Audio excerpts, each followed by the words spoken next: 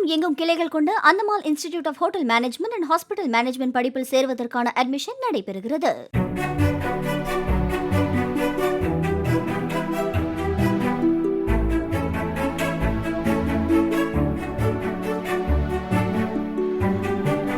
ஆந்திராவில் தங்களுக்கு மக்கள் அளித்திருக்கும் அமோக வெற்றியால் பொறுப்புணர்வும் பதில் சொல்ல வேண்டிய கடமையும் ஏற்பட்டுள்ளதாக ஜனசேனா கட்சித் தலைவர் பவன் கல்யாண் கூறினார். அமராவதியில் பேட்டியளித்த அவர், மக்களுக்கு அளித்த வாக்குறுதிகளை நிறைவேற்ற தங்கள் கூட்டணி பாடுபடும் என்றார். ஆந்திராவில் தெலுங்கு தேசம் பாஜக கூட்டணி ஏற்பட்டதில் பவன் கல்யாண் முக்கிய பங்காற்றியவர்.